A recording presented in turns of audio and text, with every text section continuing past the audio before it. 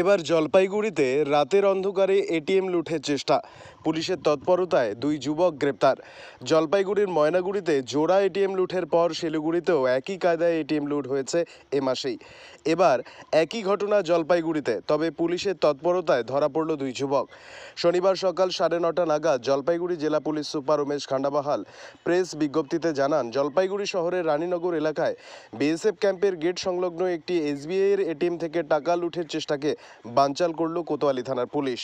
আজ ভোররাতে জেলার কন্ট্রোল রুমের দ্রুত তৎপরতায় চুরির প্রচেষ্টা ব্যর্থ হয়। পুলিশ সূত্রে জানা গিয়েছে, আজ রাত 2:30 নাগাদ মুম্বাইয়ের এসবিআই ব্যাংকের কন্ট্রোল রুম থেকে জলপাইগুড়ি জেলা কন্ট্রোল রুমে খবর আসে যে রানীনগর শাখার এটিএম বুথে এক ব্যক্তি এটিএম খোলার চেষ্টা করছে।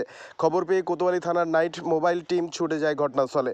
পাশাপাশি রাজগঞ্জ ও ময়নাগুড়ি থানাকেও হাইওয়ে চেকপোস্টে তল্লাশির নির্দেশ দেওয়া হয়।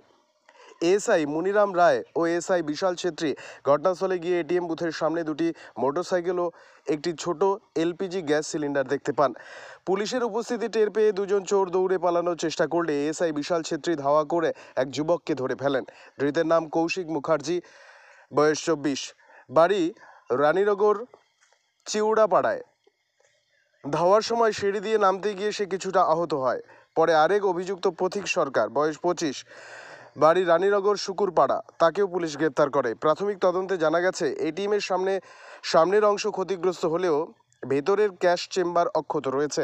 অ্যাডিশনাল এসপি রুরাল এবং কোতোয়ালি থানা এবং রাজগঞ্জ থানার আইসি ঘটনাস্থলে পৌঁছে তদন্তের দায়িত্ব নেন। পুলিশের দাবি, জেলা কন্ট্রোল রুমের সতর্কতা এবং কোতোয়ালি থানার রাতের টহলদারি দলের তৎপরতায় বড় ধরনের এটিএম চুরি রোখা সম্ভব হয়েছে। ইতিমধ্যে ধৃতদের বিরুদ্ধে কোতোয়ালি থানায় মামলা রুজু হয়েছে।